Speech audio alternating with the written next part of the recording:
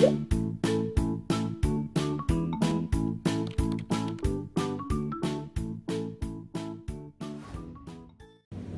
teman-teman, selamat datang di video pembelajaran akuntansi. Di video kali ini saya akan membahas tentang silabus pengantar akuntansi 1. Selama satu semester ke depan, kita akan membahas 8 topik pembelajaran akuntansi. Yang pertama, konsep dasar. Yang kedua, analisis transaksi. Yang ketiga, jurnal dan buku besar. Yang keempat, neraca saldo. Yang kelima, jurnal penyesuaian. Yang keenam, neraca laju. Yang ketujuh, jurnal penutup. Dan yang kedelapan, laporan keuangan.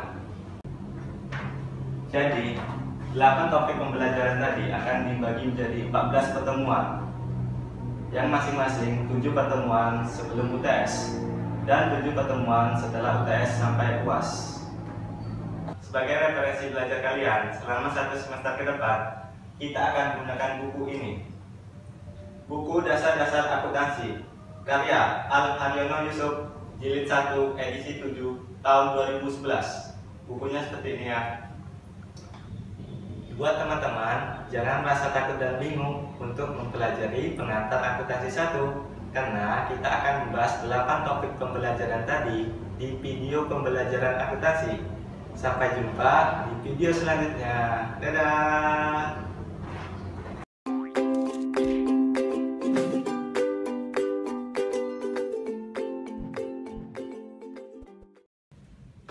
Oke guys, di video kali ini saya akan membahas tentang materi yang pertama, yaitu konsep dasar. Pada materi konsep dasar, kita akan membahas tentang definisi akuntansi. Definisi akuntansi adalah sistem informasi yang mengukur aktivitas bisnis, mengolah data menjadi laporan, dan mengkomunikasikan hasilnya kepada para pengambil keputusan. Secara garis besar, fungsi akuntansi yaitu menganalisis dan mencatat transaksi, meringkas catatan, hingga akhirnya menjadi laporan keuangan. Tujuan akuntansi yaitu memberikan informasi keuangan dari kegiatan usaha atau bisnis. Pemakai informasi akuntansi ada dua, yaitu pihak internal dan pihak eksternal. Pihak internal yaitu meliputi direktur, manajer produksi, manajer keuangan, manajer personalia, karyawan, dan lain-lain. Untuk pihak eksternal itu sendiri meliputi kreditor, pemerintah, calon pemegang saham, supplier, dan lain sebagainya. Adapun bidang-bidang dalam akuntansi meliputi akuntansi umum atau akuntansi keuangan, akuntansi biaya, akuntansi pemerintah, akuntansi perpajakan, dan akuntansi manajemen. Prinsip akuntansi ada 4. Yang pertama, business entity. Yang kedua, going concern. Yang ketiga, matching principle. Dan yang keempat, unit moneter. Bentuk badan usaha ada 3. Yang pertama, perorangan. Yang kedua, persekutuan. Dan yang ketiga, perseroan. Persamaan dasar akuntansi. Aset sama dengan liabilitas ditambah ekuitas. Liabilitas sama dengan aset dikurang ekuitas. Dan ekuitas sama dengan aset dikurang liabilitas. Baik teman-teman, itulah tadi materi konsep dasar. Semoga kalian paham dengan materi-materi yang kakak sampaikan. Sampai jumpa di video selanjutnya. Dadah!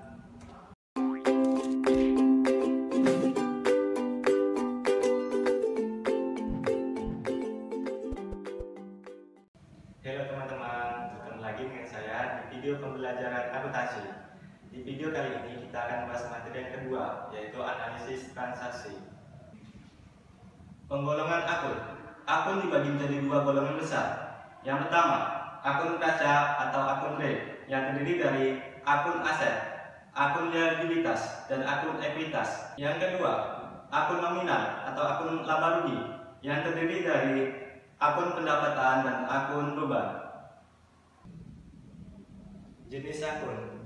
Akun dibagi menjadi 5 golongan besar. Yang pertama, akun aset, yang terdiri dari kas, piutang, perlengkapan, peralatan, dan lain sebagainya. Yang kedua, ada akun liabilitas atau akun utang, yang terdiri dari utang jangka pendek dan utang jangka panjang. Yang ketiga, ada akun ekuitas atau akun modal, yang terdiri dari modal, saham, dan laba ditahan. Yang keempat, ada akun pendapatan yang terdiri dari pendapatan jasa, pendapatan bunga, dan lain sebagainya. Dan yang terakhir, yang lima, ada akun beban yang terdiri dari beban listrik, beban air, beban telepon, beban sewa, dan lain sebagainya. Saldo akun. Yang pertama, akun aset. Aset bertambah di sisi debit, berkurang di sisi kredit. Yang kedua, akun utang atau liabilitas, bertambah di sisi kredit, berkurang di sisi debit. Yang ketiga, akun ekuitas atau akun modal, bertambah di sisi kredit, berkurang di sisi debit. Yang keempat, akun pendapatan, bertambah di sisi kredit, berkurang di sisi debit. Dan yang terakhir, beban, bertambah di sisi debit dan berkurang di sisi kredit. Cukup mudah kan? Baik teman-teman, itulah tadi materi analisis transaksi. Untuk mempermudah kalian memahaminya, akan kita bahas di video praktek analisis transaksi. Sampai jumpa di video selanjutnya. Dadah!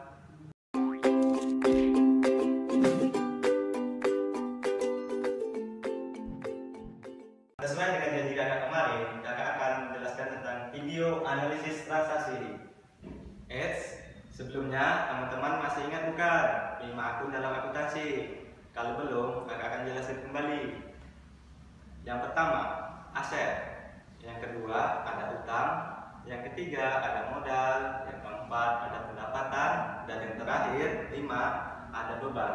Mari kita simak videonya. Yang pertama, aset.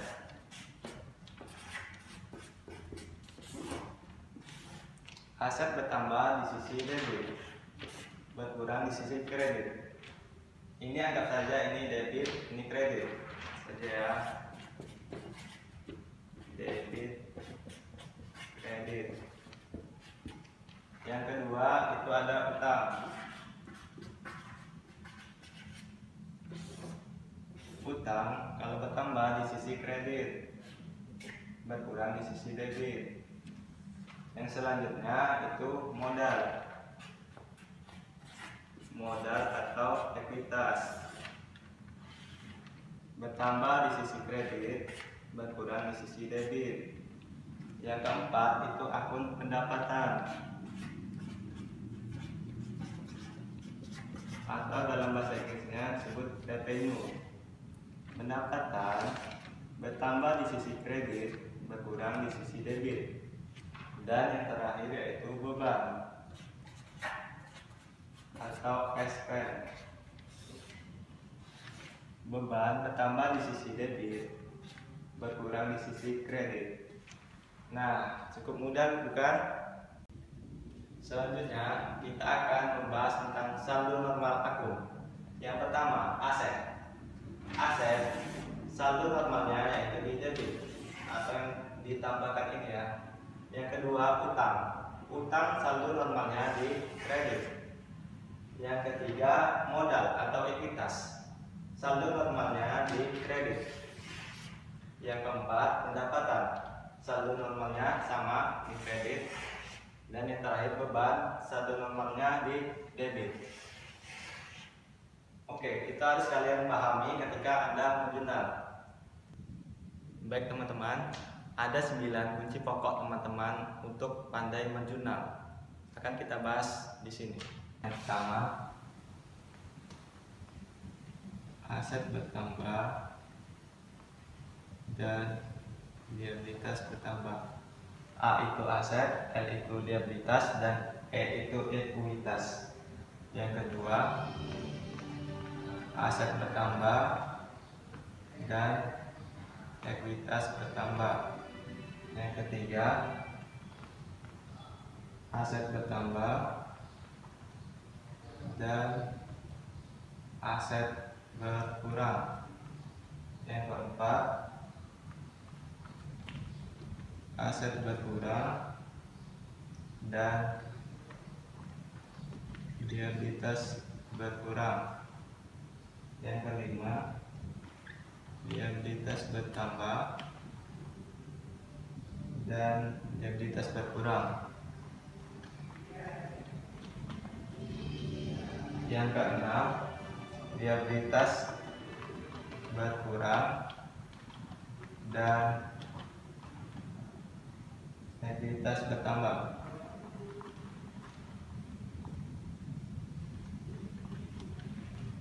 Yang ketujuh, aset berkurang dan ekuitas berkurang.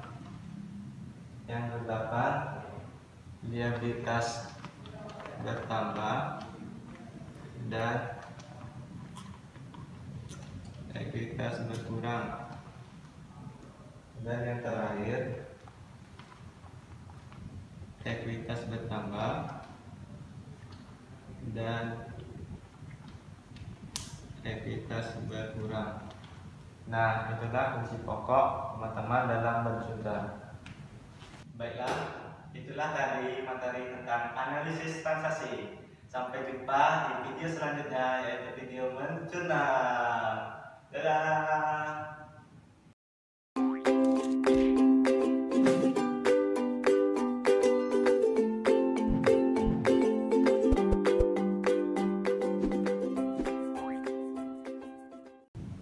Baik teman-teman, di video kali ini kita akan bahas tentang materi jurnal, buku besar, dan buku pembantu.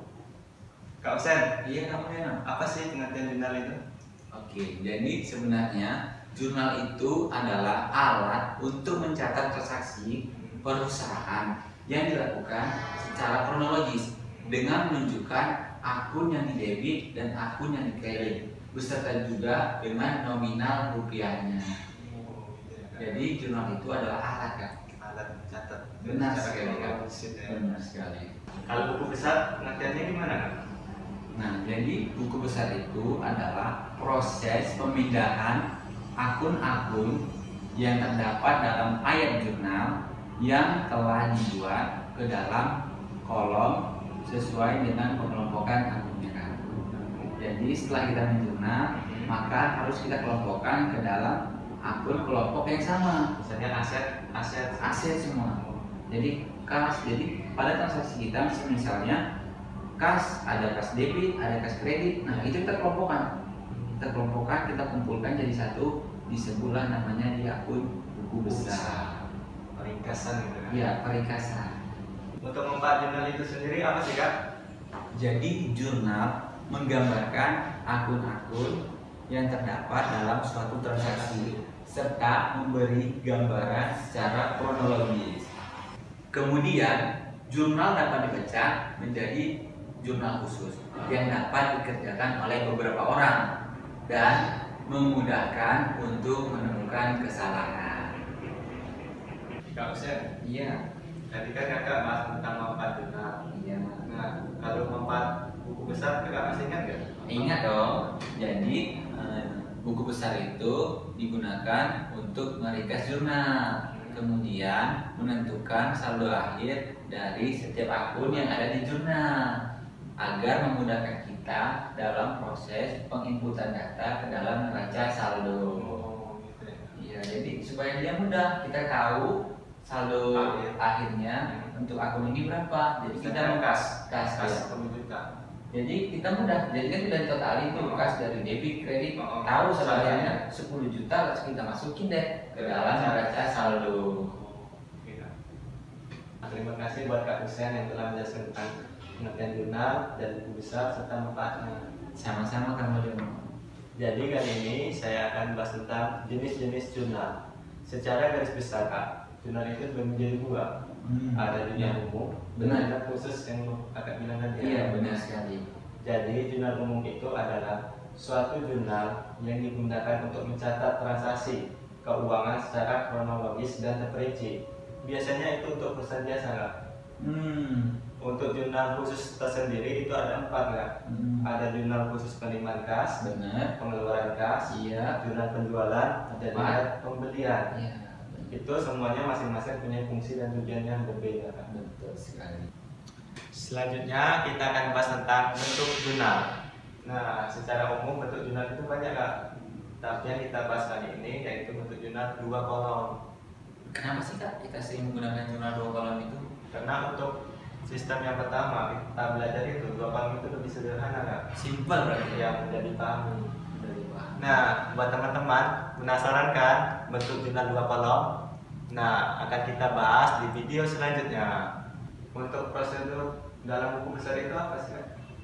Sebaiknya kalau soal ini Kak Mulyono kayaknya lebih paham teman-teman. Bagaimana kalau Kak Mulyono aja jelasin? Waduh. Jadi prosedur menyusun buku besar yang pertama yaitu kita memindahkan kolom yang ada di debit yang ada di jurnal ke dalam kolom debit yang ada di buku besar. Iya benar. Yang kedua, nama yang ada di jurnal harus sama nama akunnya dengan buku besar. Betul. Kemudian kita menjumlahkan antara sisi debit dan sisi kreditnya Kak. Nanti akan ketemu saldo akhir yang akan kita masukkan ke dalam neraca saldo. Nah, buat teman-teman masih bingung ya tentang ini ya? Nanti kita akan bahas di video selanjutnya ya Kak. Betul. Di video prakteknya langsung ya Kak. Harus belajar praktik. Buat teman-teman jangan lupa saksikan ya.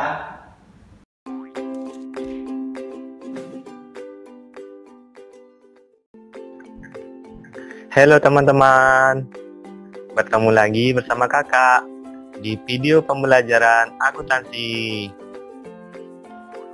Sesuai dengan janji kakak kemarin,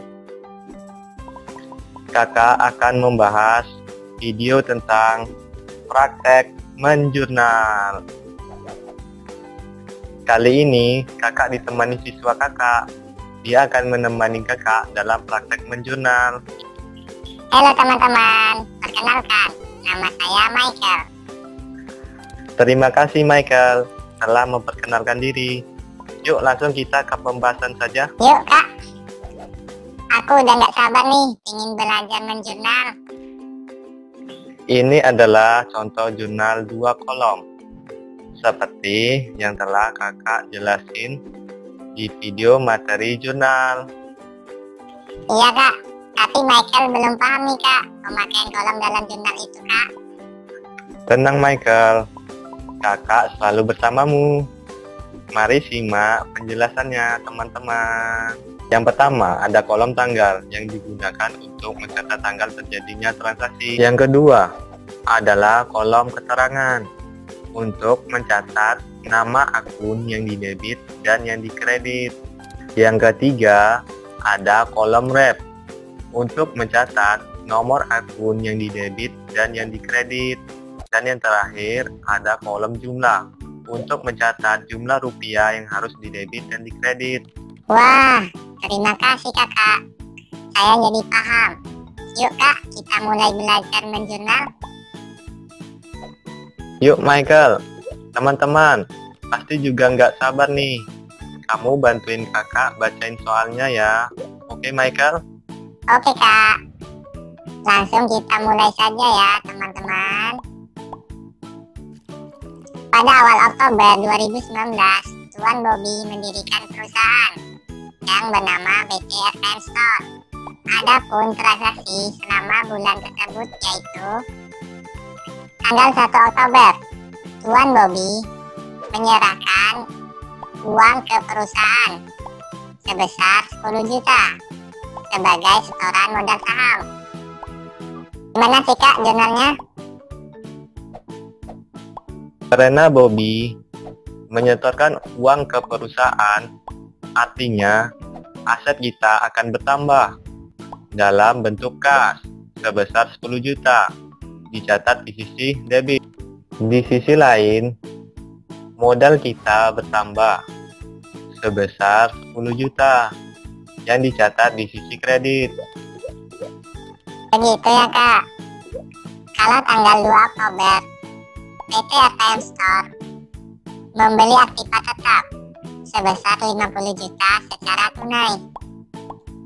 Itu jurnalnya bagaimana kak? Dan kalau membelinya secara kredit, apakah jurnalnya berbeda? Karena PT RTM Store membeli aset dalam bentuk aktiva tetap, artinya aset akan bertambah senilai 50 juta di sisi debit.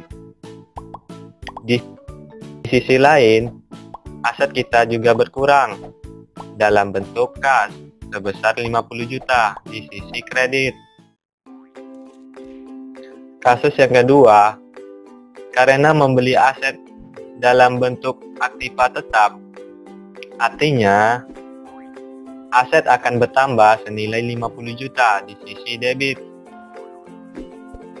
Di sisi lain, karena membelinya secara kredit, artinya utang kita akan bertambah sebesar 50 juta di sisi kredit. Wah, jadi paham nih Kak.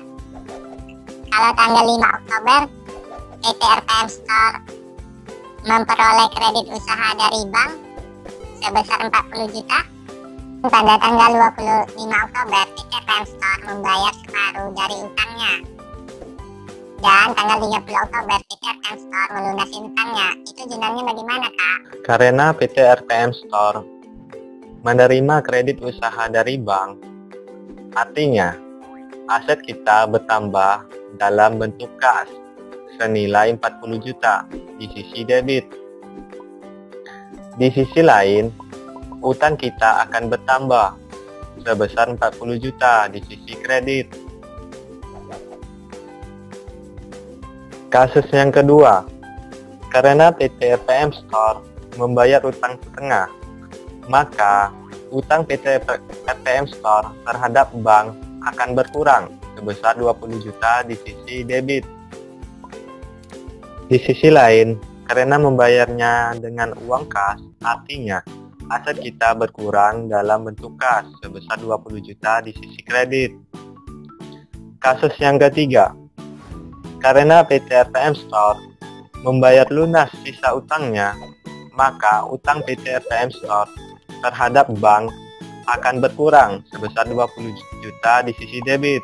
Di sisi lain, karena membayarnya dengan uang kas, artinya aset kita berkurang dalam bentuk kas sebesar 20 juta di sisi kredit. Terima kasih Kak penjelasannya. Kalau tanggal 7 Oktober, PT RPM Store menerima jasa install laptop sebesar 30 juta dan dibayar tunai. Kasus kedua, kalau pelanggan belum membayarnya sama sekali, gimana Kak jurnalnya?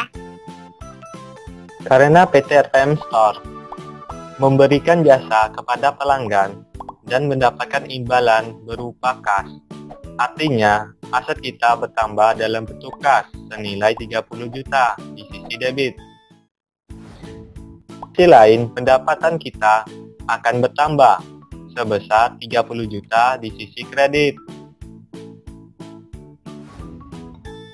Karena PT RPM Store memberikan jasa kepada pelanggan dan pelanggan belum membayar sama sekali, artinya aset kita bertambah dalam bentuk piutang senilai 30 juta di sisi debit. Di sisi lain, pendapatan kita akan bertambah sebesar 30 juta di sisi kredit.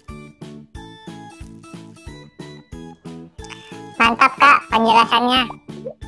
Kalau tanggal 15 Oktober, PT RPM Store menerima pelunasan piutang dari pelanggan sebesar 15 juta. Dan pada tanggal 28 Oktober, Tuan Bobby mengambil uang perusahaan sebesar 10 juta untuk kepentingan pribadi. Dan tanggal 30 Oktober, PT RPM Store membayar beban listrik sebesar 5 juta. Karena PT RPM Store menerima pelunasan dari pelanggan, artinya aset kita bertambah dalam bentuk kas senilai 15 juta di sisi debit. Di sisi lain, aset kita juga akan berkurang dalam bentuk piutang 15 juta di sisi kredit. Karena Tuan Bobby mengambil uang untuk kepentingan pribadi, artinya modal kita akan berkurang dalam bentuk prepay senilai 10 juta di sisi debit. Di sisi lain, aset kita juga akan berkurang dalam bentuk kas sebesar 10 juta di sisi kredit. Karena PT RPM Store membayar beban listrik, artinya beban kita akan bertambah dalam bentuk beban listrik senilai 5 juta di sisi debit. Di sisi lain, aset kita juga akan berkurang dalam bentuk kas sebesar 5 juta di sisi kredit. Keren Kak, saya sekarang jadi mengerti menjurnal. Terima kasih banyak Kak. Sama-sama Adik Michael. Gimana teman-teman? Udah pandai menjurnalkan sekarang?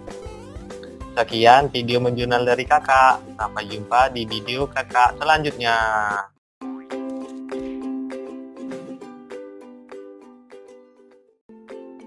Halo teman-teman, bertemu lagi bersama kakak di video pembelajaran akuntansi. Pada kesempatan kali ini, kakak akan menjelaskan video praktek buku besar. Kali ini, kakak akan ditemani Kak Siti. Yuk Kak Siti, sapa teman-teman kita. Halo teman-teman, perkenalkan nama kakak Siti. Terima kasih Kak Siti telah memperkenalkan diri. Yuk langsung kita masuk ke praktek Kak. Yuk Kak, aku ingin sekali Kak belajar membuat buku besar. Kali ini kita akan membuat buku besar dalam bentuk akun T, Kak Siti. Kenapa sih Kak, kita memakai akun T dalam pembelajaran ini? Karena untuk tahap pertama belajar buku besar, akun T mudah untuk dipahami Kak. Oh gitu ya Kak, yuk langsung prakteknya saja, jangan terlalu banyak teori Kak. Ini adalah contoh buku besar akun T. Yuk Kak, langsung membuat buku besar. Yuk Kak Siti, mohon perhatiannya ya teman-teman. Di samping adalah jurnal yang dilakukan PT RPM Store selama bulan Oktober. Kita akan membuat buku besar dari jurnal di samping teman-teman. Langsung saja Kak, teman-teman pasti udah nggak sabar. Di bawah ini adalah contoh buku besar Kak. Transaksi yang didebit dimasukkan ke sisi debit, begitupun yang kredit. Waduh, masih belum paham nih Kak, kalau cara menghitung saldonya gimana Kak? Mudah kok Kak Siti, tinggal mengurangkan sisi debit dengan kredit. Karena piutang adalah bagian dari aset, maka saldo aset sama dengan debit dikurang kredit. Jadi kalau aset sisi normalnya di debit ya Kak? Iya Kak Siti, seperti yang telah kakak jelasin di video sebelumnya. Seperti perlengkapan ini, karena di sisi kredit tidak ada pengurangan, maka saldonya akan tetap sebesar 15 juta. Begitu ya Kak, gimana kalau utang yang sisi normalnya di kredit Kak? Karena utang usaha saldo normalnya di kredit, maka utang sama dengan kredit dikurang debit. Seperti utang bank ini, karena di sisi debit ada 25 juta, maka saldonya 50 dikurang 25 menjadi 25 juta. Berarti kalau modal perhitungannya sama dong seperti utang ya Kak? Iya sama Kak, untuk menghitung saldo modal yaitu kredit dikurang debit. Pendapatan juga sama seperti utang dan modal. Karena di sisi debit tidak ada pengurangan, maka saldonya akan tetap sebesar 40 juta. Wah, lumayan cukup paham nih Kak. Kalau beban gimana ya Kak? Beban sama seperti aset Kak. Sisi normalnya di debit, maka sama dengan debit dikurang kredit. Karena di sisi kredit tidak ada pengurangan, maka saldonya akan tetap sebesar 3 juta Kak. Nah teman-teman, itulah video praktek membuat buku besar. Cukup mudah kan? Iya Kak, saya sekarang jadi mengerti nih membuat buku besar. Terima kasih ya Kak. Sama-sama Kak Siti. Semoga teman-teman juga pada mengerti ya Kak. Amin ya Allah. Sekian video dari kakak.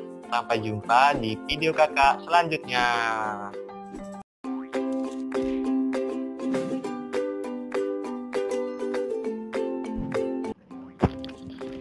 Halo teman-teman, bertemu lagi bersama kakak pada kesempatan ini, kakak akan memberikan materi tentang neraca saldo.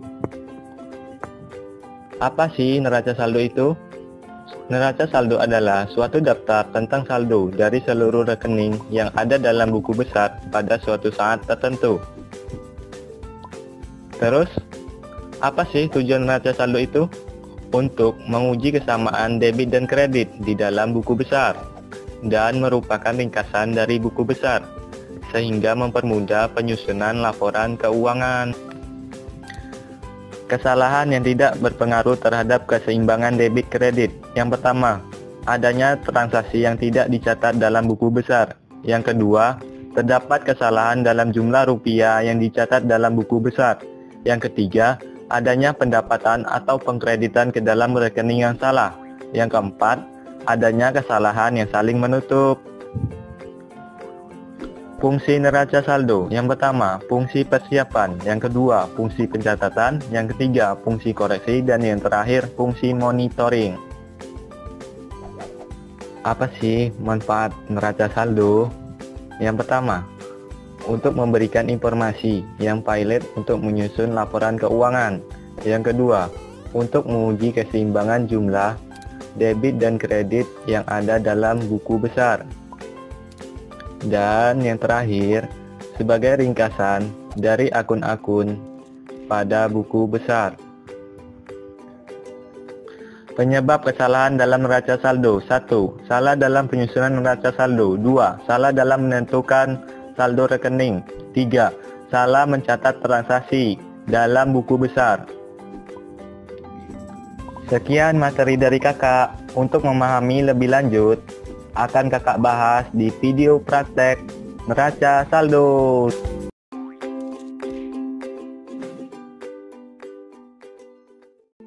Halo teman-teman, bertemu lagi bersama kakak di video pembelajaran akuntansi. Pada kesempatan kali ini, kakak akan menjelaskan video praktek neraca saldo. Kali ini, kakak akan ditemenin Kak Audi. Kak Audi, perkenalkan dirimu kepada teman-teman. Halo teman-teman, perkenalkan nama kakak Audi. Udah pada kenal kan teman-teman? Yuk kak, langsung kita praktek membuat neraca saldo. Kali ini kita akan membuat neraca saldo dari buku besar di video sebelumnya kak. Wah, sangat menarik kak. Aku jadi nggak sabar nih kak. Iya Kak Audi, teman-teman pasti juga nggak sabar tuh. Langsung kita masuk ke praktek saja Kak. Yuk kak, perhatikan ya teman-teman, kita sama-sama belajar. Ini adalah contoh neraca saldo Kak.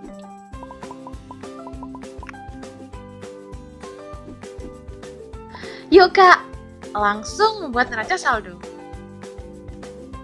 Yuk Kak Audi, siapkan buku dan pena ya Kak. Di samping adalah buku besar kas PT RPM Store yang mempunyai saldo akhir 72 juta. Selanjutnya, kita masukkan ke dalam neraca saldo sebesar 72 juta di sisi debit ya Kak. Masih belum paham nih kak. Di bawah ini adalah contoh buku besar piutang. Karena saldonya 0, maka kita masukkan di neraca saldo 0. Karena perlengkapan di buku besar saldonya 15 juta, maka kita masukkan di neraca saldo sebesar 15 juta di sisi debit Kak. Cukup mudah ya kak, tinggal meletakkan saja di debit. Gimana dengan utang kak? Iya Kak Audi, kalau utang sisi normalnya di kredit. Jadi kita letakkan di kredit Kak, seperti contohnya utang usaha ini. Saldonya 5 juta, kita masukkan di neraca saldo di sisi kredit sebesar 5 juta. Begitupun dengan utang bank, karena 50 juta di kredit dan ada 25 juta di debit, maka saldonya menjadi 25 juta. Kita letakkan di neraca saldo di sisi kredit Kak. Wah, jadi kita harus hafal saldo normalnya di mana ya kak? Iya Kak Audi, seperti yang telah kakak jelasin di video sebelumnya.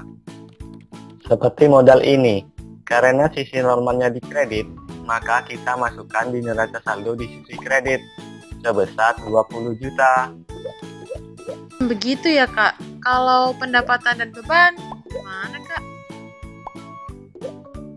Karena pendapatan saldo normalnya di kredit, maka di neraca saldo dicatat di sisi kredit Kak, sebesar 40 juta. Begitupun dengan beban, karena sisi normalnya di debit, maka dimasukkan ke neraca saldo di sisi debit, sebesar 3 juta rupiah. Wah, seru ya Kak. Ternyata belajar neraca saldo sangat menyenangkan.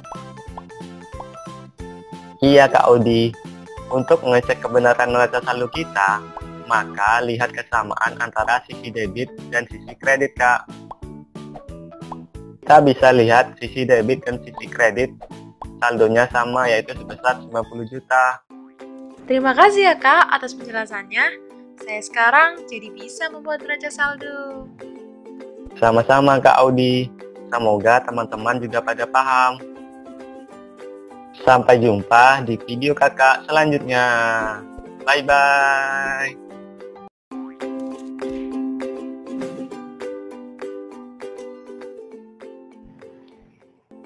Halo teman-teman, bertemu lagi bersama kakak di video pembelajaran akuntansi.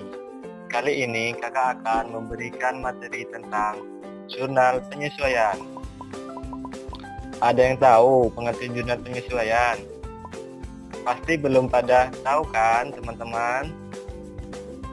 Jurnal penyesuaian adalah penyesuaian atau saldo-saldo akun di buku besar dilakukan dengan membuat jurnal. Apa sih tujuan jurnal penyesuaian itu teman-teman? Tujuan jurnal penyesuaian adalah agar setiap akun nominal dan akun real menunjukkan yang seharusnya diakui dalam suatu periode akuntansi. Penyesuaian digolongkan menjadi dua kelompok teman-teman. Kelompok yang pertama itu kelompok deferral yang timbul dari pencatatan akuntansi yang dilakukan sehingga menjadi penundaan pengakuan suatu beban atau pendapatan. Kelompok yang kedua yaitu kelompok akrual yang timbul dari keterlambatan pencatatan akuntansi sehingga perusahaan belum mencatat beban dan pendapatan yang telah menjadi hak perusahaan. Kita dapat membagi jurnal penyesuaian menjadi 5 tipe. Yang pertama, beban dibayar di muka. Kedua, depresiasi. Ketiga, beban masih harus dibayar. Keempat, pendapatan masih diterima. Kelima, pendapatan diterima di muka. Contoh jurnal penyesuaian beban dibayar di muka. Beban asuransi dicatat di sisi debit. Asuransi dibayar di muka dicatat di sisi kredit. Contoh jurnal penyesuaian depresiasi. Beban depresiasi dicatat di sisi debit. Akumulasi depresiasi dicatat di sisi kredit. Contoh jurnal penyesuaian beban masih harus dibayar. Beban bunga dicatat di sisi debit. Utang bunga dicatat di sisi kredit. Contoh jurnal penyesuaian pendapatan masih akan diterima. Piutang dicatat di sisi debit. Pendapatan masih akan diterima dicatat di sisi kredit. Contoh jurnal penyesuaian pendapatan diterima di muka. Pendapatan diterima di muka dicatat di sisi debit dan pendapatan dicatat di sisi kredit. Sekian video dari kakak. Sampai jumpa di video praktek jurnal penyesuaian. Dadah.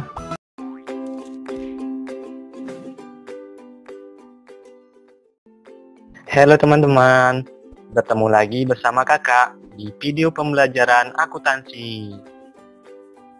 Kali ini kita akan membuat praktek jurnal penyesuaian. Kakak akan ditemani siswa kakak. Masih belum pada kenal kan teman-teman? Halo teman-teman, perkenalkan nama kakak Yuli. Udah pada kenal kan? Kak Yuli, nanti bantuin baca narasi jurnal penyesuaian ya kak. Baik kak, langsung mulai saja. Teman-teman pasti udah nggak sabar tuh. Kolom untuk mencatat jurnal penyesuaian sama seperti kolom menjurnal kemarin, Kak. Begitu ya, Kak. Jadi nanti proses pencatatannya juga sama seperti menjurnal kemarin ya, Kak? Iya, Kak Yuli. Langsung bacain aja narasi soalnya, biar saya langsung buat jurnal penyesuaiannya, Kak. Sebelumnya, kita perlihatkan dulu neraca saldonya, Kak. Kita akan membuat jurnal penyesuaian dari neraca saldo di bawah ini. Baik, Kak. Jadi, neraca saldo itu sebagai acuan kita dalam membuat jurnal penyesuaiannya. Iya, Kak, benar sekali. Yuk langsung kita mulai saja, Kak. Pemakaian asuransi dimulai sejak 1 Oktober sampai 31 Juli 2020. Asuransi PT RPM Store sebesar 4 juta, digunakan untuk 10 bulan. Itu jurnalnya gimana, Kak? Karena asuransi 4 juta untuk 10 bulan, maka per bulannya adalah 400.000. Caranya 4 juta dibagi 10. Itu adalah beban asuransi selama bulan Oktober yang telah kita nikmati. Maka kita mencatat di jurnal penyesuaian beban asuransi sebesar 400.000 di sisi debit. Di sisi lain, asuransi kita berkurang karena telah dirasakan manfaatnya selama 1 bulan. Maka kita catat asuransi dibayar di muka di sisi kredit sebesar 400.000. Oh, begitu ya, Kak. Kalau pada akhir bulan Oktober, perlengkapan kita yang tersisa senilai 2 juta, itu jurnalnya bagaimana, Kak? Karena setelah melakukan perhitungan, perlengkapan kita yang tersisa sebesar 2 juta, maka perlengkapan di neraca saldo harus disesuaikan sebesar 1.250.000 yang didapatkan dengan cara pengurangan 3.350.000 dikurangi dengan 2 juta. Itu akan menjadi beban kita. Maka kita mencatat beban perlengkapan di sisi debit sebesar 1.250.000. Di sisi lain, perlengkapan kita akan berkurang sebesar 1.250.000 di sisi kredit. Bagaimana penyesuaian dengan mesin, Kak? Jika mesin dibeli pada tanggal 1 Oktober 2019 dan diperkirakan berumur 4 tahun. Karena mesin dibeli seharga 60 juta dan digunakan untuk 4 tahun, maka perhitungannya 60 juta dibagi 4 tahun, maka dapat per tahun 15 juta. Untuk menghitung per bulan, maka 15 juta dibagi 12 bulan. Jadi, 1.250.000 per bulannya. Itu akan menjadi beban kita selama bulan Oktober. Maka kita mencatat di jurnal penyesuaian beban depresiasi mesin sebesar 1.250.000 di sisi debit. Itulah yang menjadi beban kita selama bulan Oktober. Dan untuk akun yang dikredit, yaitu akumulasi depresiasi sebesar 1.250.000. Berarti ada perhitungannya ya, Kak? Gimana dengan pendapatan diterima di muka sebesar 3 juta yang diterima bulan Oktober untuk jangka waktu 3 bulan? Karena pendapatan itu kita terima duluan, sedangkan jasa kita belum berikan, maka kita belum mengakuinya sebagai pendapatan. Namun kita akui sebagai utang kita. Setelah berjalan 1 bulan, maka baru kita bisa mengakuinya sebagai pendapatan. Karena 3 juta untuk 3 bulan, maka per bulannya dapat 1 juta. Jadi di bulan Oktober, pendapatan kita bertambah sebesar 1 juta di sisi kredit. Dan utang kita berkurang dalam bentuk akun pendapatan diterima di muka di sisi debit sebesar 1 juta rupiah. Bagaimana dengan beban yang masih harus dibayar, Kak? Misalnya, gajian tanggal 31 Oktober, sementara bank saat itu tutup, dan gajian baru akan dibayar 2 November. Tetapi, perusahaan harus tetap membebankan gaji tersebut ke bulan Oktober, Kak. Gajinya sebesar 2 juta. Karena beban harus dicatat sesuai dengan kapan terjadinya, maka beban gaji tetap akan dicatat walaupun gaji belum dibayar. Beban gaji dicatat di sisi debit sebesar 2 juta rupiah. Di sisi lain, karena gaji belum kita bayar, artinya kas kita belum berkurang, tetapi utang kita akan bertambah. disisi kredit sebesar 2 juta. Adapun akun yang dipakai yaitu utang gaji. Wah, terima kasih banyak Kak penjelasannya. Saya jadi paham nih membuat jurnal penyesuaian. Sama-sama Kak Yuli. Semoga teman-teman juga pada paham ya Kak. Sekian video dari Kakak membuat jurnal penyesuaian. Sampai jumpa di video selanjutnya. Bye-bye.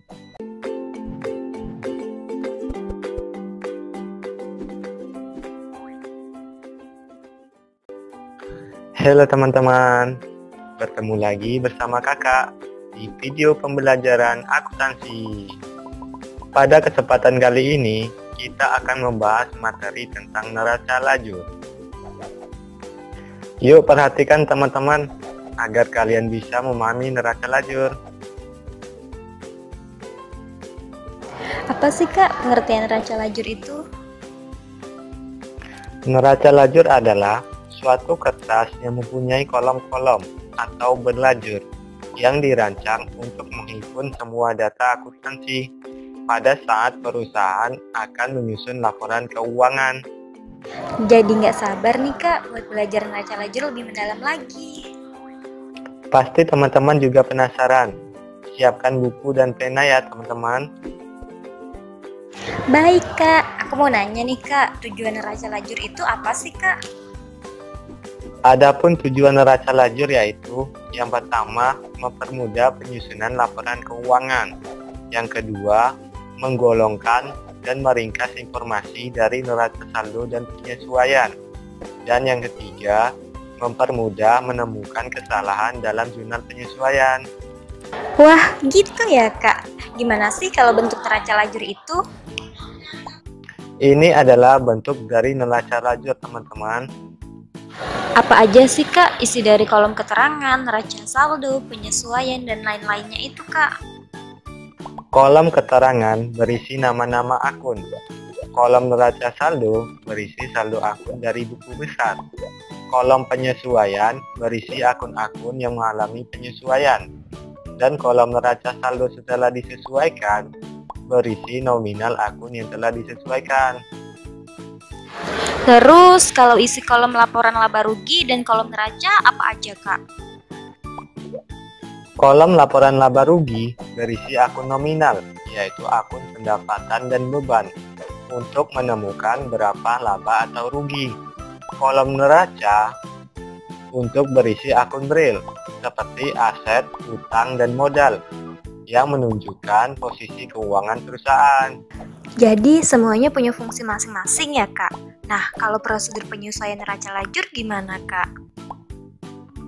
Adapun prosedur penyusunannya yaitu yang pertama, mencatat nama-nama akun ke dalam kolom keterangan. Yang kedua, memasukkan saldo akun buku besar ke dalam neraca saldo.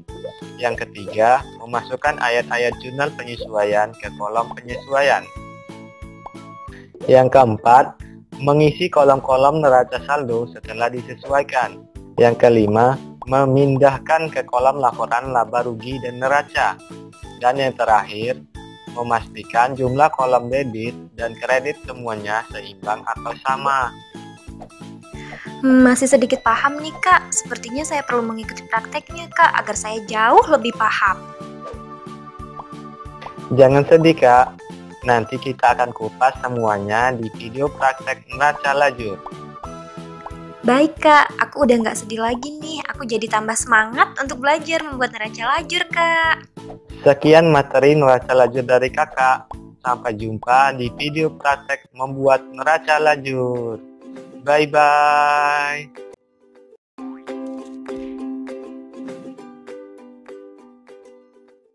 Halo teman-teman, bertemu lagi bersama Kakak di video pembelajaran akuntansi.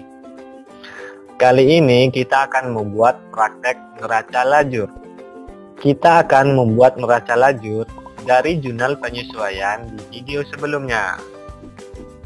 Wah, sangat menarik nih Kak, pokoknya aku harus bisa membuat neraca lajur. Mari langsung kita mulai saja ya. Teman-teman pasti lagi nungguin nih. Iya Kak, gimana sih Kak prosedur membuat neraca lajur itu Kak?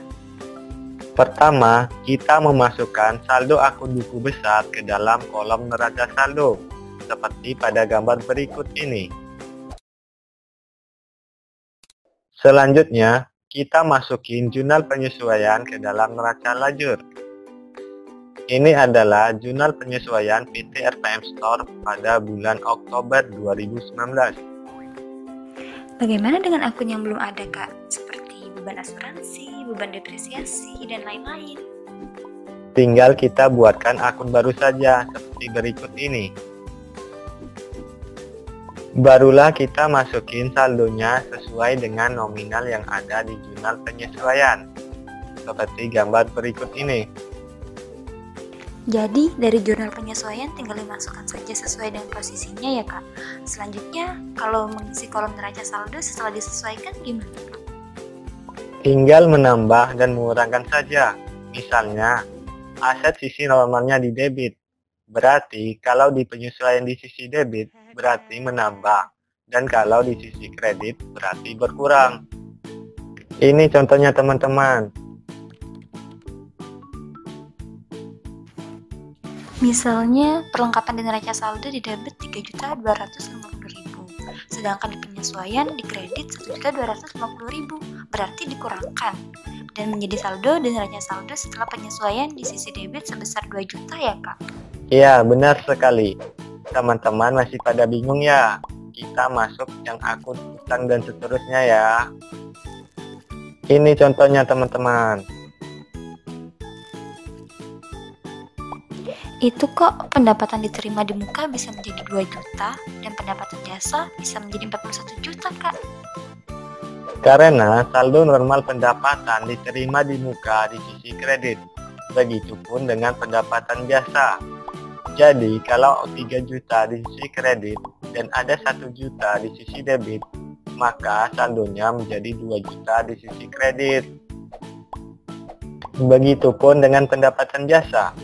Karena sama-sama di kredit, maka tinggal kita tambahkan saja teman-teman. 40 ditambah 1 menjadi 41 juta.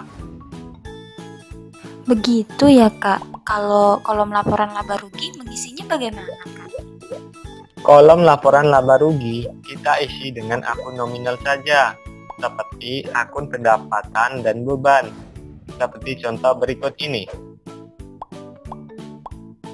Tapi Kak, kok sisi debit dan sisi kredit belum seimbang, Kak?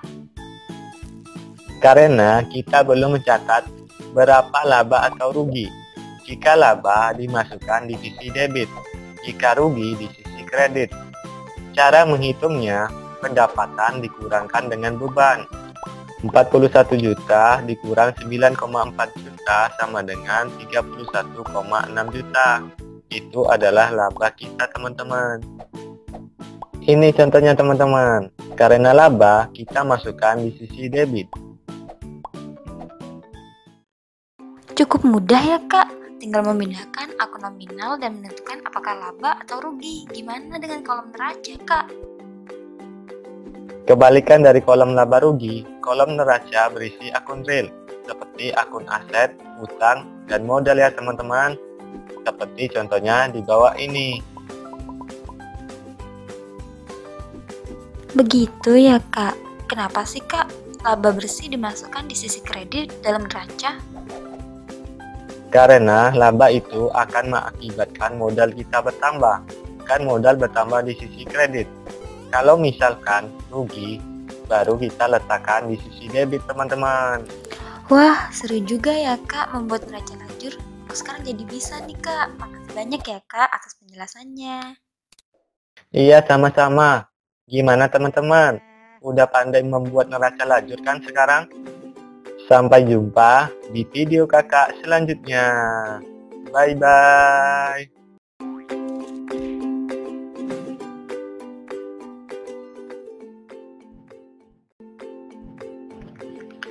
Halo teman-teman, bertemu lagi bersama kakak di video pembelajaran akuntansi. Pada kesempatan kali ini, kita akan membahas materi tentang laporan keuangan. Kali ini kakak akan ditemani Kak Awaldes. Kak Awaldes, sapa teman-teman kita. Halo teman-teman, perkenalkan nama kakak Awaldes. Terima kasih Kak Awaldes telah memperkenalkan diri. Yuk langsung masuk ke pembahasan saja Kak. Sama-sama kak, apa sih kak pengertian laporan keuangan itu? Laporan keuangan adalah catatan informasi keuangan suatu perusahaan pada suatu periode akuntansi yang dapat digunakan untuk menggambarkan kinerja perusahaan tersebut. Begitu ya kak. Kalau tujuan laporan keuangan itu apa kak? Adapun tujuan laporan keuangan yaitu yang pertama, membantu perusahaan untuk proses pengambilan keputusan. Yang kedua, untuk menilai dan memprediksi pertumbuhan bisnis di masa depan. Dan yang ketiga, untuk menilai aktivitas pendanaan dan operasi perusahaan. Wah, gitu ya kak. Bagaimana dengan fungsi laporan keuangan kak? Fungsi laporan keuangan yaitu sebagai pedoman mengambil keputusan, membantu menciptakan strategi baru, dan meningkatkan kredibilitas perusahaan. Kalau jenis-jenis laporan keuangan itu ada berapa kak? Laporan keuangan terdiri dari 5, yaitu 1. Laporan laba rugi. 2. Laporan perubahan modal atau ekuitas. 3. Laporan posisi keuangan atau neraca. 4. Laporan arus kas. 5. Catatan atas laporan keuangan atau CALK. Kalau pengertian dari masing-masing laporan keuangan itu apa kak? Laporan laba rugi adalah laporan yang menunjukkan kemampuan perusahaan dalam menghasilkan laba selama suatu periode akuntansi, baik bulanan atau tahunan. Laporan perubahan modal atau ekuitas adalah laporan yang menunjukkan perubahan ekuitas selama suatu periode akuntansi akibat transaksi usaha selama periode tersebut. Laporan posisi keuangan atau neraca adalah daftar yang menunjukkan posisi sumber daya yang dimiliki perusahaan serta informasi dari mana sumber daya tersebut diperoleh. Begitu ya kak. Kalau laporan arus kas dan catatan atas laporan keuangan apa kak? Laporan arus kas adalah suatu laporan tentang aktivitas penerimaan dan pengeluaran kas perusahaan selama suatu periode tertentu. Catatan atas laporan keuangan adalah laporan keuangan yang menjanjikan informasi tentang penjelasan atau daftar terperinci nilai suatu pos yang disajikan dalam laporan keuangan. Terima kasih banyak kak atas penjelasannya. Tapi aku pengen praktek membuat laporan keuangan kak. Tenang Kak Awaldes, nanti kamu ikut kakak belajar membuat laporan keuangan. Wah, aku udah gak sabar nih kak praktek membuat laporan keuangan bersama kakak. Teman-teman pasti juga agak sabar tuh. Sekian video materi laporan keuangan dari kakak. Sampai jumpa di video praktek membuat laporan keuangan. Bye-bye.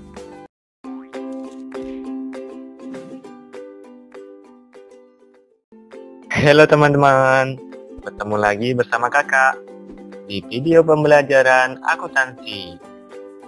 Kali ini kita akan membuat praktek laporan keuangan. Kakak masih ditemani sama Kak Awaldes karena dia ingin sekali bisa membuat laporan keuangan teman-teman. Halo teman-teman, pasti teman-teman juga pengen belajar membuat laporan keuangan kak. Langsung kita mulai saja ya Kak Awaldes. Siapkan buku dan pena ya teman-teman. Baik kak, pertama yang akan kita lakukan apa kak? Pertama, kita membuat laporan keuangan laba rugi Kak. Laporan laba rugi itu terdiri dari akun nominal ya kak? Iya, benar sekali Kak. Yaitu akun pendapatan dan akun beban, seperti gambar di samping. Kita akan membuat laporan keuangan dari neraca lajur kemarin Kak. Kita hanya akan berfokus pada kolom laporan laba rugi dan neraca. Oh, begitu ya Kak. Ayo Kak, langsung kita buat laporan laba ruginya. Kita masukkan nominal akun pendapatan dan akun beban yang ada di neraca lajur ke dalam laporan keuangan laba rugi, seperti gambar di samping. Baik Kak, sudah saya catat. Selanjutnya apa Kak? Selanjutnya, kita jumlahkan total beban, seperti gambar di samping. Totalnya yaitu Rp9.400.000. Kemudian, kita kurangkan akun pendapatan dan akun beban. Jika hasilnya positif, maka perusahaan laba. Begitupun kalau minus, berarti rugi. Seperti pada gambar di samping. Pendapatan 41 juta dikurangi dengan total beban 9.400.000, maka perusahaan PT RPM Store memperoleh laba usaha sebesar Rp31.600.000. Berarti PT RPM Store memperoleh laba ya Kak. Setelah itu kita membuat apa lagi Kak? Selanjutnya, kita akan membuat laporan keuangan perubahan modal, seperti gambar di atas.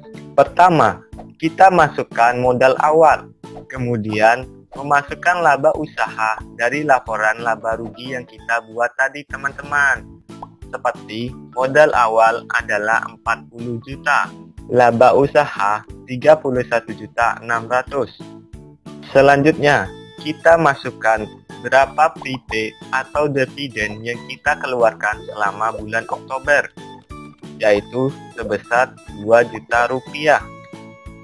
Tinggal kita hitung modal akhir dengan cara modal awal ditambah laba dikurangkan dengan prepaid, yaitu Rp40 juta ditambah Rp31.600.000 dikurang Rp2 juta, maka modal akhir PT RPM Store sebesar Rp69.600.000. Oh, berarti modal akhir PT RPM Store adalah sebesar Rp69.600.000. Selanjutnya apa lagi Kak? Selanjutnya, kita akan membuat laporan posisi keuangan atau neraca Kak. Kalau akun neraca berarti kebalikan dari laba rugi ya Kak. Akun yang dipakai yaitu akun real yang terdiri dari aset, utang, dan modal. Ya, benar sekali Kak Waldes. Adapun laporan neraca seperti gambar di atas. Pertama, kita masukkan nominal akun aset, sehingga kita mengetahui jumlah aset kita sebesar Rp98.850.000. Selanjutnya, kita masukkan nominal akun utang teman-teman. Tapi Kak, kok saldonya belum seimbang ya Kak? Sabar Kak, soalnya nominal akun modal belum kita masukkan. Modal yang kita masukkan adalah modal akhir yang kita dapatkan dari laporan perubahan modal, yaitu sebesar Rp69.600.000, sehingga laporan posisi keuangan PT RPM Store seimbang, yaitu sebesar Rp98.850.000. Wah, sekarang sudah paham nih membuat laporan keuangan. Makasih banyak ya Kak atas penjelasannya. Sama-sama Kak Waldes. Semoga teman-teman sekarang sudah bisa membuat laporan keuangan. Iya Kak, nanti pulang kuliah saya mau praktek sendiri Kak, bikin laporan keuangan di rumah. Sekian video dari kakak membuat laporan keuangan. Semoga bisa bermanfaat. Bye-bye.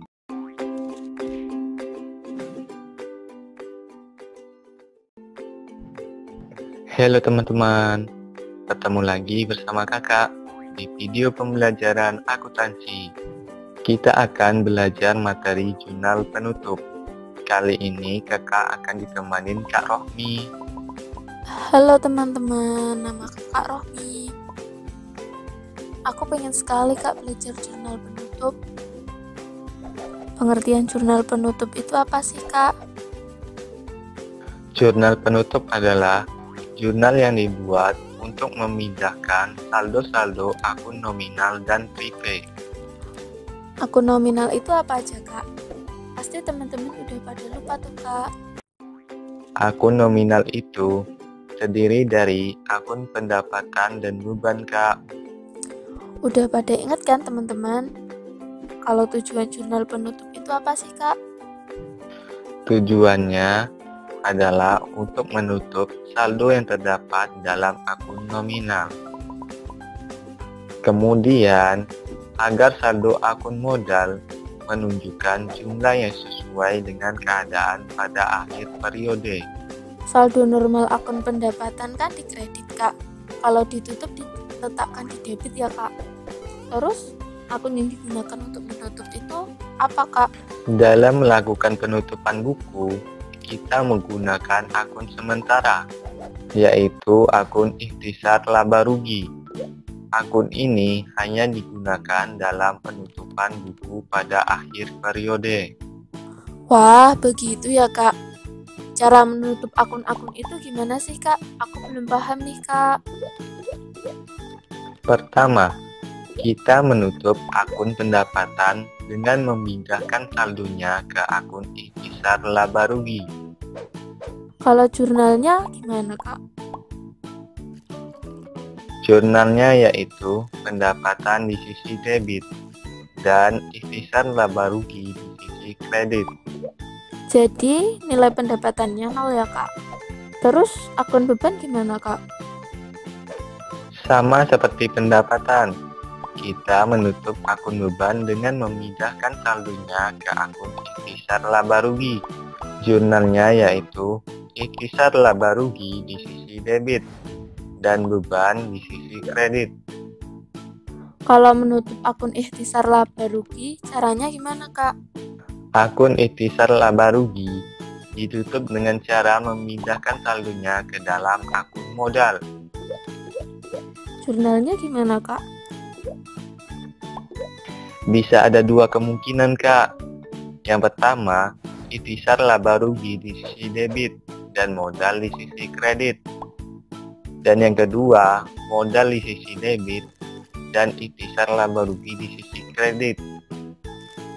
Kenapa bisa terjadi demikian, Kak? Jika perusahaan laba, maka akan menambah modal. Begitupun kalau rugi, akan mengurangkan modal. Begitu ya, Kak. Bagaimana kalau menutup akun pref atau dividend, Kak? Menutup akun prepay atau dividen dengan memindahkan saldonya ke akun modal. Artinya, prepay atau dividen akan mengurangi modal. Kalau jurnalnya gimana, Kak? Karena mengurangi modal, maka modal akan berkurang di sisi debit dan akun prepay atau dividen di sisi kredit. Jurnalnya yaitu modal di sisi debit dan prepay atau dividen di sisi kredit. Wah, sangat menarik, Kak. Saya jadi ingin belajar membuat jurnal penutup. Iya, Kak Rohmi. Nanti kita akan membahas contohnya di video praktek jurnal penutup, Kak. Wah, aku ikut dong, Kak. Aku pengen praktek membuat jurnal penutup, Kak. Teman-teman pasti juga kan? Iya, Kak Rohmi. Nanti kamu akan kakak ajak untuk belajar praktek membuat jurnal penutup, ya, Kak. Demikianlah video materi jurnal penutup. Sampai jumpa di video praktek membuat jurnal penutup. Bye-bye.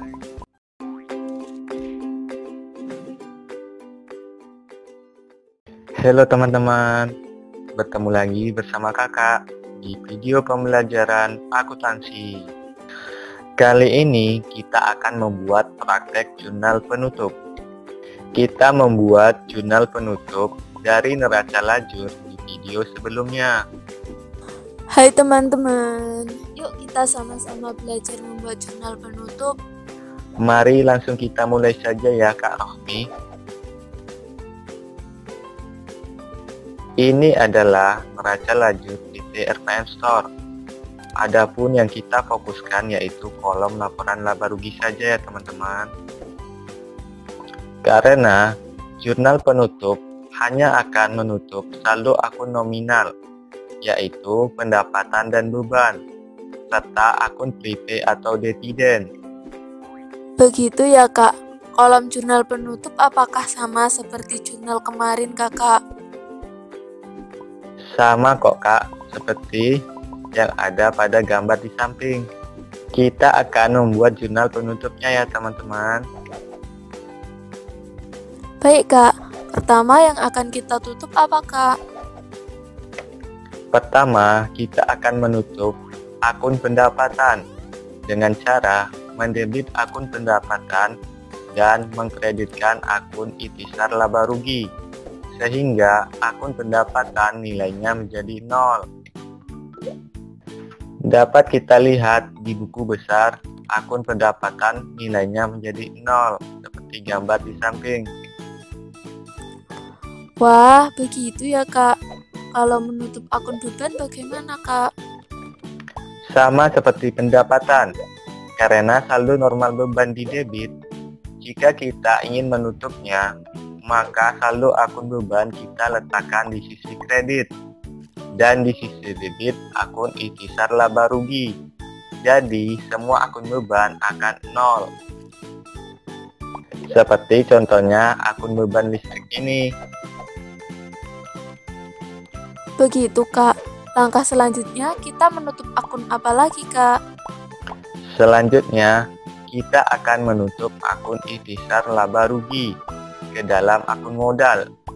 Kenapa ke dalam akun modal? Karena jika laba akan menambah modal, begitupun kalau rugi akan mengurangi modal kita.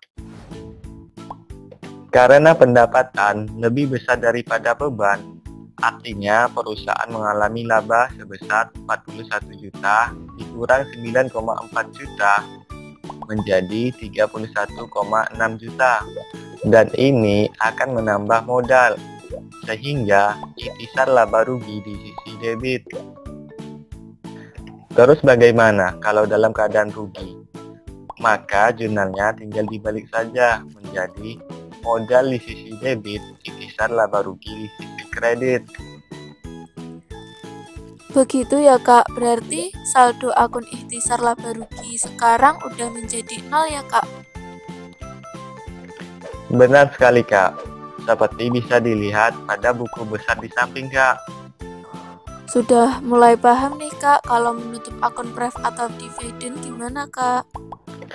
Karena prepay mengurangi modal, ketika kita menutupnya dengan cara mendebitkan akun modal dan mengkreditkan akun prepay, sehingga akun prepay akan menjadi 0, seperti pada buku besar di samping. Wah, seru juga ya Kak belajar membuat jurnal penutup.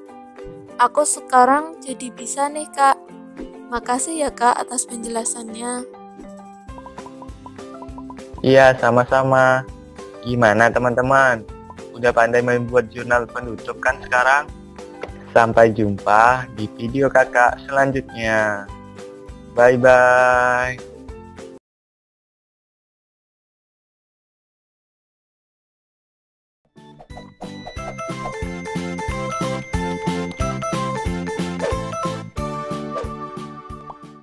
Halo teman-teman, bertemu lagi bersama kakak.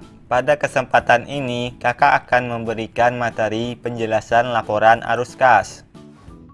Apa sih laporan arus kas itu?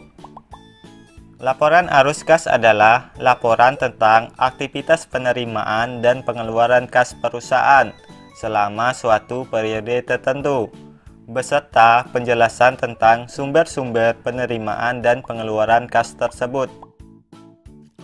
Tujuan laporan arus kas: 1. Menilai kemampuan perusahaan menghasilkan arus kas bersih di masa depan.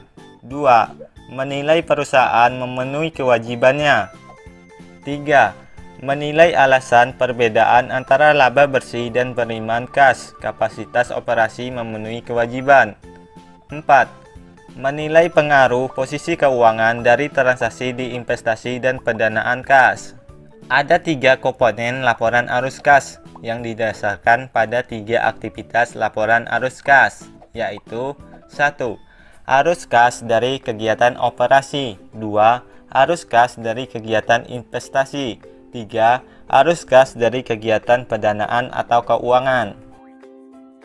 Arus kas dari kegiatan operasi adalah arus kas yang berasal dari transaksi yang mempengaruhi laba bersih. Contohnya adalah transaksi yang mencakup pembelian dan penjualan barang oleh peritel. Arus kas dari kegiatan investasi adalah arus kas yang berasal dari transaksi yang mempengaruhi investasi dalam aset non-lancar.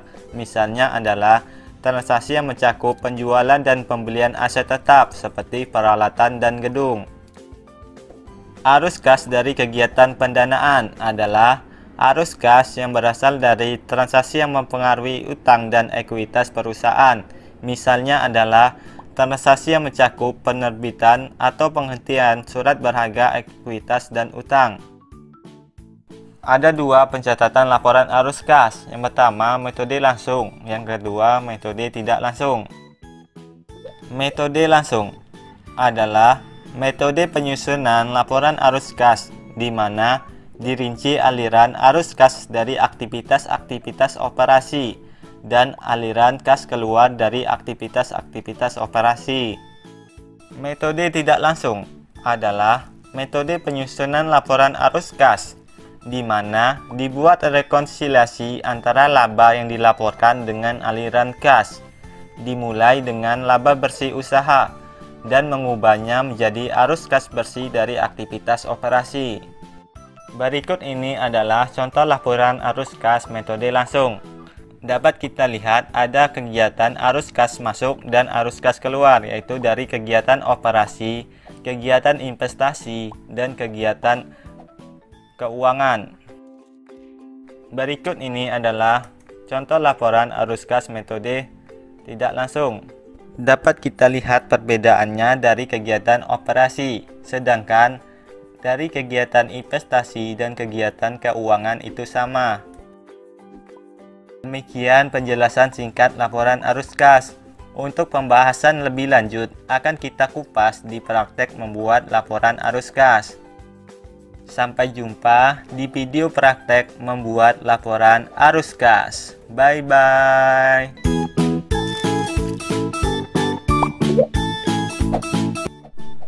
Halo teman-teman, bertemu lagi bersama saya di video pembelajaran akuntansi. Kali ini kita akan membuat laporan arus kas metode langsung dan tidak langsung. Sebelum membuat laporan arus kas, kita harus mengetahui terlebih dahulu laporan keuangan sebelum laporan arus kas, yaitu laporan laba rugi, laporan perubahan modal, dan laporan neraca atau posisi keuangan. Berikut ini saya berikan agar mempermudah dalam penyusunan laporan arus kas. Laporan laba rugi. Di sini dapat kita lihat laba usaha bersih yaitu senilai 125 juta rupiah. Laporan perubahan modal. Di sini kita dapat melihat dari modal awal 250 juta menjadi modal akhirnya per 31 Desember 2019 menjadi 300 juta rupiah. Laporan posisi keuangan. Di sini kita dapat melihat laporan posisi keuangan untuk tahun 31 Desember 2019 yaitu total aset 700 juta rupiah dan total kewajiban atau ekuitas sebesar 700.000 rupiah. Untuk tahun 2018 total aset senilai 500 juta rupiah dan total kewajiban dan ekuitas sebesar 500 juta rupiah. Dari tahun 2018 ke tahun 2019 mengalami kenaikan. Kita akan membuat laporan arus kas metode langsung terlebih dahulu ya teman-teman. Sebelum membuat, kita perlu menghitung perubahan nominal dari tahun sebelumnya pada laporan posisi keuangan. Dapat kita lihat pada gambar berikut ini.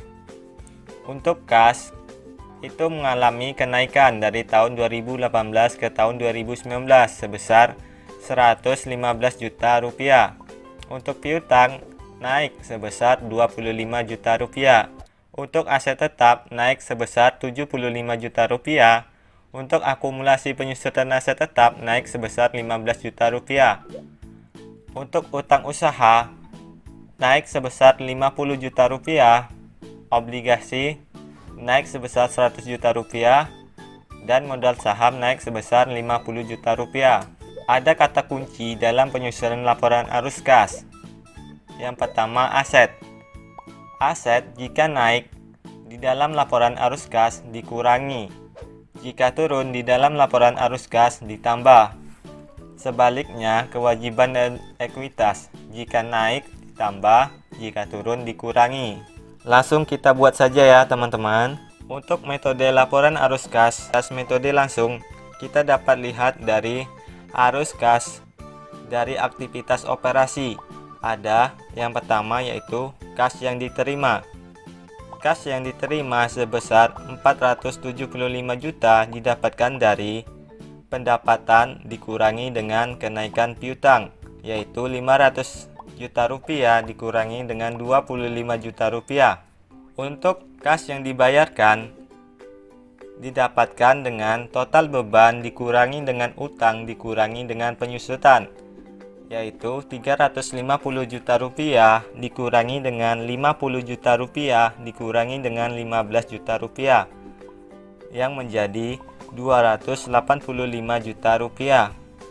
Kas bersih aktivitas operasi didapatkan dari laba sebelum pajak dikurangi dengan pajak, yaitu Rp190 juta dikurangi dengan Rp25 juta menjadi laba bersih sebesar Rp165 juta.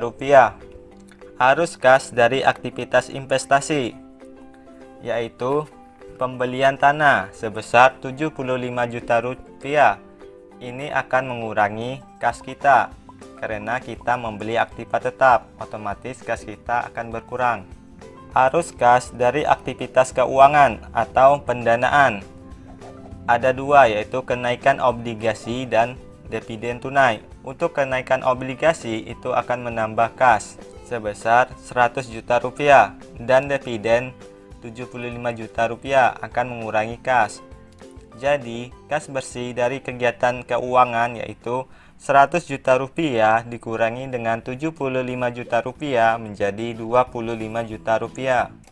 Selanjutnya, kita menghitung kenaikan kas dengan cara menambahkan kas dari aktivitas operasi ditambah dari aktivitas investasi dan ditambah dari aktivitas keuangan, yaitu Rp165 juta ditambah minus Rp75 juta ditambah Rp25 juta menjadi Rp115 juta. Seperti dapat kita lihat dari kenaikan kas sebesar Rp115 juta.